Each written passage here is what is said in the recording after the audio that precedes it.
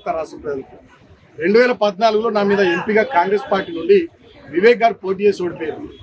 వారు ఓడిపోయిన తర్వాత వారిని పార్టీలోకి తీసుకొచ్చుకొని ప్రభుత్వ సలహాదారు ఇచ్చినాం.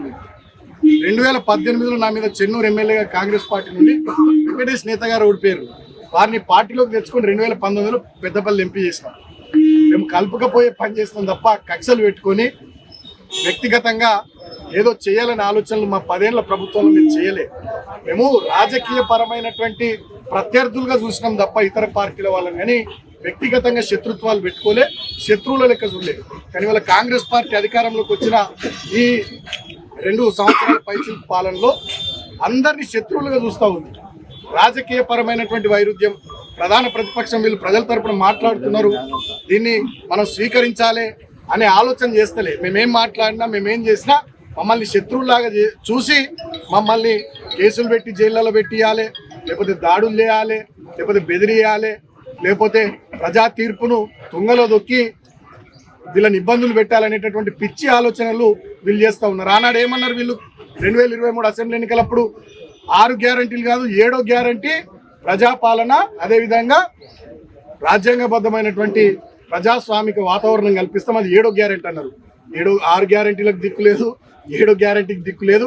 ఇవాళ ఎవరు ప్రశ్నిస్తే వాళ్ళ మీద కేసులు, ఎవరు మంచిగా ప్రజల గురించి మాట్లాడితే వాళ్ళ మీద కేసులు, ప్రజలు ఇచ్చినటువంటి తీర్పును కూడా తుంగలో దొక్కుతూ ఇవాళ ఇష్టం వచ్చినట్టుగా చేతులు అధికారం ఉంది కదా అని అధికారం మత్తులో అహంకారంతో ఈ ప్రభుత్వ పెద్దలు ప్రవర్తిస్తూ ఉన్నారు. దీన్ని రాష్ట్ర ప్రజలంతా కూడా గమనిస్తూ ఉన్నారు. నేను ప్రజలకు కూడా విజ్ఞప్తి చేస్తూ ఉన్నా, ఇటువంటి కాంగ్రెస్ పార్టీ మీద డెఫినెట్గా పోరాటాలకు సిద్ధమైదాం.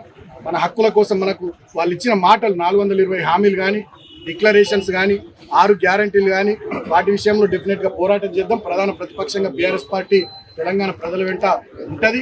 నేను ఒకటే మాట ముఖ్యమంత్రి రేవంత్ రెడ్డి గారిని, మంత్రి వివేక్ గారిని కోరుతా ఉన్నా, ఇక నన్ను జైల్లో పెట్టిరు 16 రోజులు, మీ కడుపు మంట చల్లారింది అనుకుంటున్నా.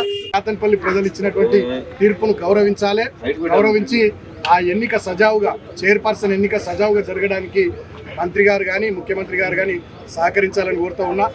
అంత దుర్మార్గాలు జరుగుతూ ఉంటే ఎలక్షన్ కమిషన్ ఏం చేస్తుందో కూడా అర్థమవుతలేదు. స్టేట్ ఎలక్షన్ కమిషన్ కూడా ఏం చేస్తుందో అర్థమవుతలేదు. నేను ఇవాళ డిమాండ్ చేస్తూ ఉన్న స్టేట్ ఎలక్షన్ కమిషన్ 17వ తేదీ నాడు క్యాతన్పల్లి మున్సిపల్ కౌన్సిల్ హాల్లో దుశ్శాసన పర్వం జరిగింది. ఆ వీడియో ఫుటేజ్ దయచేసి బయట పెట్టాలని చెప్పి నేను స్టేట్ ఎలక్షన్ కమిషన్ కూడా డిమాండ్ చేస్తూ ఉన్నా. ఫేర్గా మళ్ళీ ఒక డేట్ ఇచ్చి ఎలక్షన్ జరిగేటట్టుగా, వీలైనంత తొందరలో చైర్పర్సన్ వైస్ చైర్మన్ ఎన్నిక జరిగేటట్టుగా ప్రజా